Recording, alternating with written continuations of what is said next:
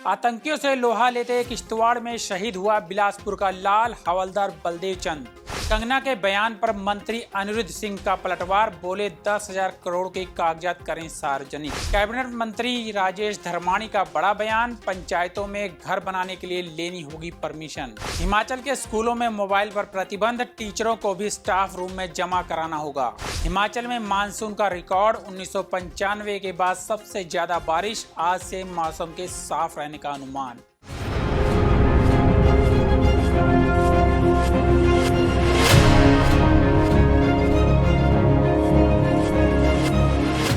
नमस्कार, पंजाब केसरी टीवी देख रहे हैं आप। मैं मदन हाजिर हूं प्रदेश की बड़ी खबरों के साथ। चलिए डालिए नजर हिमाचल पर। पहली खबर का रुख करते हैं। बिलासपुर जिला उस समय गमगीन हो उठा जब खबर आई कि जम्मू कश्मीर के किश्तवाड़ में आतंकवादियों के साथ हुई मुठभेड़ में जिले के लाल हवलदार बलदेव चंद शहीद हो गए। हवलदार बलदेव चंद रिटायर्ड हवलदार विशन दास के पुत्र और गांव थेह डाकघर गंगलोह तहसील झंडुता के निवासी थे। शहादत की सूचना मिलते ही पूरे गांव और आसपास के क्षेत्र में शोक की लहर दौड़ गई। ग्रामीणों की आंखें नम हैं, मगर उनके वीर बलिदान पर गर्व भी महसूस कर रहे हैं। स्थानीय निवासियों का कहना है कि बलदेव ने हमारे गांव और प्रदेश का सिर गर्व से ऊंचा किया है। हालांकि उनकी शहादत का दुख हमें हमेशा सताता रहेगा।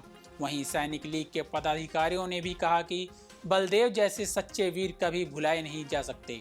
गांव-गांव में उनकी देशभक्ति और बहादुरी की चर्चाएं हो रही हैं। लोग उन्हें नमन कर रहे हैं और उनकी आत्मा की शांति के लिए प्रार्थना कर रहे हैं। झंडुता उपमंडल के ग्राम पंचायत सनीरा में के गांव गंगलोह में बलदेव चंद सन ऑफ श्री बिशन दास, जिनका कल आतंकी हमले में उनकी मुठभेड़ में जो है वो शहीद हुए हैं, जिनकी सूचना मिलते ही गांव गंगलोह में शोक की लहर हुई है और जिससे ग्राम पंचायत सनीरा को जहां उनका निधन पर दुख प्रकट करते हैं, वहीं गर्व भी महसूस करते हैं कि ग्राम पंचायत सनीरा के गंगलोह से एक होनहार व्यक्ति बलदेव चंद, जिन्होंने भारत माता की रक्षा के लिए अपने प्राणों की आहुति दी है, तो हमें उनके ऊपर गर्व है। और बलदेव चंद के पूरा परिवार, उनके ताया, चाचा जी और पिताजी भी, जो उन्होंने भी भारतीय सेना में अपनी जो है नौकरी करके जो है सेवानिवृत्त हुए हैं। बढ़ते हैं अगली खबर की ओर। सांसद कंगना रनौत की ओर से बीते दिन मुख्यमंत्री और मंत्रियों पर लगाए गए आरोपों के बाद प्रदेश के पंचायती राज मंत्री अनिरुद्ध सिंह ने कड़ा पलटवार किया है। मंत्री ने कहा कि कंगना रनौत के दर्शन तब हुए जब सरकार ने सड़कें खुलवा दी और आपदा प्रभावितों को राहत पहुंचा दी। उसके बाद अब सांसद कंगना रनौत के दर्शन जनता को हो रहे हैं। मंत्री ने कंगना से कहा कि उन्होंने अपनी सांसद निधि से कितने पैसे दिए और प्रधानमंत्री से कितने रुपए दिलवाए, उन्हें यह सार्वजनिक करना चाहिए। उन्होंने 10,000 करोड़ की मदद करने की बात कही है, उन्हें इतना झूठ नहीं बोलना चाहिए। यदि 10,000 करोड़ दिए हैं तो इसके कागजात सार्वजनिक करें, इसका हम सभी धन्यवाद करेंगे। इसके अलावा मंत्री ने मुख्यमंत्री पर कंगना द्वारा की गई टिप्पणी पर भी प्रतिक्रिया दी। उन्होंने कहा कि मुख्यमंत्री अपनी बेटी के दाखिले के निजी कार्य के लिए विदेश गए थे, जबकि आपदा का काम पूरी तरह निपटाकर और सभी विभागों को पैसा डलवाकर 1 सप्ताह के लिए बाहर गए हैं। मुख्यमंत्री को लेकर उन्हें ऐसी टिप्पणी नहीं करनी चाहिए। वहीं उन्होंने विक्रमादित्य सिंह के लिए कहा कि शादी कर रहे हैं, मस्त हैं और प्रदेश में आपदा आई है, जबकि शादी का मुहूर्त पूरे देश में दशहरा का और नवरात्रों में ही है। उन्हें ऐसी टिप्पणी नहीं करनी चाहिए। उन्होंने कहा कि जितनी इंसान की सोच होती है वह उतनी बात कर सकता है, उन्हें सोच समझ के बोलना चाहिए। देखिए, मैं कंगना जी को आप लोगों के माध्यम से बोलना चाहूँगा, जहाँ तक तो वो आई हैं, जब पूरी बारिशें ख़त्म हो गई हैं, स्टेट गवर्नमेंट ने सड़कें खोल दी हैं, उसके बाद उनके दर्शन जो है जनता के बीच में वो अपने दर्शन करा रही हैं और दूर से ही देख रही हैं। केवल मात्र मैं उनसे पूछूंगा कि उन्होंने कितने पैसे डाले, अपनी निधि से कितने पैसे डाले हैं आपदा के लिए, प्रधानमंत्री जी से कितने पैसे डलाए हैं, ये भी मैं जानना चाहूँगा। वो भी इसको पब्लिक करें। दूसरी बात, उन्होंने बोला है कि 10,000 करोड़ रुपए केंद्र ने दिए हैं, तो ये झूठ जो है ये इतना झूठ ना बोलें। आप कागज़ ले करें और हम भी जब आप कागज़ ले करेंगे तो हम भी धन्यवाद करेंगे आपका कि आप कुछ लेके क्षेत्र के लिए आई हैं, अपने क्षेत्र के लिए लेके आई हैं। सिर्फ केवल मात्र बोलने से नहीं हुआ कि 10,000 करोड़ दे दिए और सरकार ने इतने भ्रष्टाचार कर दिया। अभी दिए कहाँ हैं, एक पैसा नहीं आया। आप उसके कागज़ ले करो ना, पहली बात। दूसरी बात, माननीय मुख्यमंत्री जी के लिए बोला है कि वो विदेश गए हैं, तो माननीय मुख्यमंत्री जी अपने निजी कार्य से बेटी का एडमिशन है वहाँ पे, उसके लिए वो गए हैं, निजी दौरे पे गए हैं और सारा आपदा का काम निपटा के सारी सड़कें खुला के जहाँ जहाँ पीडीएनए में पैसे डालने थे, पीडब्ल्यूडी को डालने थे, हेल्थ को डालने थे, आईपीएच को डलाने थे, वो सारा अपना कार्य करके अपनी जिम्मेवारी पूरी करके जो है वो कुछ दिनों के लिए, एक हफ्ते के लिए वो बाहर गए हैं। और ऐसी टिप्पणी तो नहीं करनी चाहिए कंगना जी को। और साथ में विक्रमादित्य सिंह जी के लिए उन्होंने, मैं आप मीडिया के द्वारा देख रहा था कि वो शादी कर रहे हैं, वो मस्त हैं, आपदा ही है। तो मुहूर्त जो है वो पूरे स्टेट में, अभी तो पूरे देश में मुहूर्त जो है वो ये इन्हीं दशहरा का, नवरात्रों का मुहूर्त जो है, बहुत शादियाँ हो रही हैं भी है, आपके परिवारों में भी शादियाँ होती हैं। तो सोच के बोलना चाहिए। ये संस्कार दर्शाते हैं कि वो कितना एक एजुकेटेड है। हिमाचल प्रदेश में अब पंचायतों में घर बनाने के लिए परमिशन लेना अनिवार्य होगा। कैबिनेट मंत्री राजेश धर्माणी ने कहा कि सरकार टाउन एंड कंट्री प्लानिंग के कुछ अधिकार पंचायतों को देने जा रही है ताकि लोगों को घर के नज़दीक ही सुविधा मिल सके। उन्होंने बताया कि 600 वर्ग मीटर तक के निर्माण के लिए अनुमति पंचायत स्तर पर ही दी जाएगी। यह कदम प्रदेश में सुनियोजित विकास और आपदा संभावित क्षेत्रों में लोगों की जान व संपत्ति की सुरक्षा के लिए जरूरी है। इसके साथ ही धर्माणी ने जीएसटी स्लैब में हो रहे बदलावों को लेकर भी बड़ा बयान दिया। उन्होंने कहा कि कांग्रेस पार्टी और हमारे नेता राहुल गांधी शुरू से ही जीएसटी का विरोध कर रहे थे और इसके सरलीकरण की मांग उठा रहे थे, तभी राहुल गांधी ने इसे गब्बर सिंह टैक्स कहा था। धर्माणी ने आरोप लगाया कि आज भाजपा सुधारों का श्रेय लेने की कोशिश कर रही है, जबकि असल में जनता से माफी मांगनी चाहिए कि 2017 से अब तक लोगों पर ऊंचा टैक्स लगाया गया।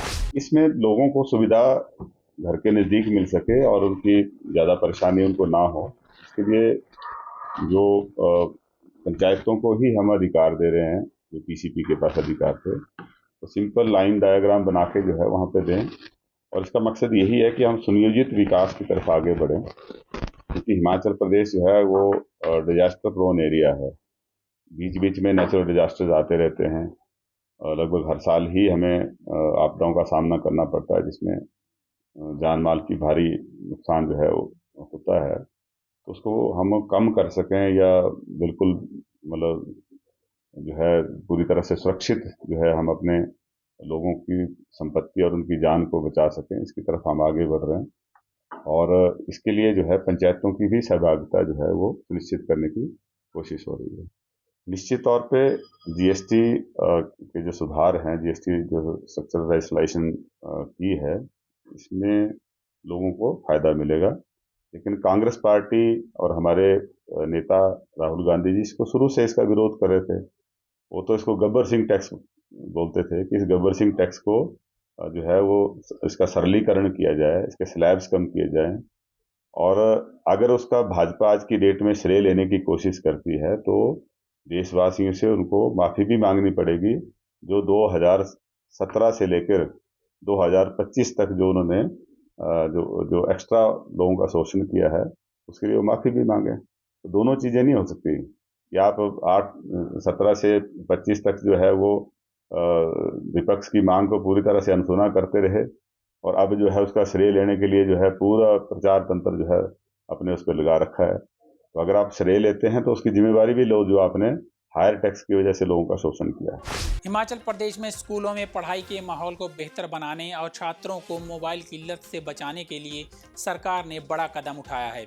अब स्कूलों में प्रवेश करते ही शिक्षकों को अपने मोबाइल स्टाफ रूम में जमा करवाने होंगे, जबकि कक्षा में फ़ोन ले जाना पूरी तरह से प्रतिबंधित रहेगा। स्कूल शिक्षा निदेशक आशीष कोहली ने बताया कि मोबाइल फ़ोन पढ़ाई में सबसे बड़ा अड़ंगा बन गया है। घंटी बजना, संदेश और नोटिफिकेशन छात्रों का ध्यान भटका रहे हैं और पढ़ाई की गुणवत्ता पर भी बुरा असर डाल रहे हैं। विभाग ने यह भी चेतावनी दी कि लगातार फ़ोन इस्तेमाल से बच्चों में चिंता, तनाव, नींद में खलल और सामाजिक अलगाव जैसी समस्याएं बढ़ रही हैं। इसके साथ ही आंखों और कान की समस्याओं में भी वृद्धि देखी जा रही है। ऐसे में छात्रों को घर से मोबाइल लाने की अनुमति नहीं होगी और शिक्षकों को भी क्लास में फ़ोन ले जाने पर प्रतिबंध रहेगा। सभी स्कूलों को अपने नोटिस बोर्ड पर इस निर्देश की जानकारी देना अनिवार्य किया गया है। आपात स्थिति के लिए स्कूलों में लैंडलाइन फ़ोन की सुविधा उपलब्ध करवाई जाएगी ताकि छात्रों और शिक्षकों को किसी भी जरूरत के समय संचार की सुविधा मिल सके। हिमाचल प्रदेश में मानसून सक्रिय बना हुआ है। बीते 24 घंटों में कई स्थानों पर हल्की से मध्यम बारिश हुई है। मौसम विज्ञान केंद्र शिमला के मौसम वैज्ञानिक संदीप कुमार शर्मा ने बताया कि 20 सितंबर से बारिश में कुछ कमी आएगी। हालांकि 20 से 25 सितंबर के बीच मध्यवर्ती इलाकों में कुछ जगह पर बारिश हो सकती है। अब तक हिमाचल प्रदेश में सामान्य से 46% बारिश अधिक हुई है। शिमला में सामान्य से 107% अधिक, जबकि कुल्लू में सामान्य से 106% अधिक बारिश हुई है। लाहौल स्पीति के अलावा सभी जिलों में सामान्य से अधिक बारिश दर्ज की गई है। 1995 के बाद प्रदेश में दूसरी बार अभी तक सबसे अधिक बारिश हुई है। 1995 में 1029 मिलीमीटर बारिश हुई थी। 2025 में अभी तक 1021 मिलीमीटर बारिश हो चुकी है। वहीं ज़्यादा बारिश होने से प्रदेश के कुछ इलाकों में जनजीवन काफ़ी प्रभावित चल रहा है। शुक्रवार शाम तक प्रदेश में 394 सड़कें बंद हैं, जिनमें 2 राष्ट्रीय राजमार्ग शामिल हैं। इसके अलावा 73 ट्रांसफार्मर और 174 पेयजल योजनाएं बंद होने से लोगों को पानी की किल्लत झेलनी पड़ रही है। आपदा प्रबंधन विभाग के मुताबिक 20 जून से अब तक हुई बारिश से प्रदेश को अब तक 4,754 करोड़ रुपए से अधिक का नुकसान हो चुका है। इस दौरान 427 लोगों की मौत, 481 घायल और 46 लोग लापता हुए हैं। आज के बुलेटिन में इतना ही। कल फिर मिलेंगे, तब तक बने रहिए पंजाब केसरी टीवी के साथ।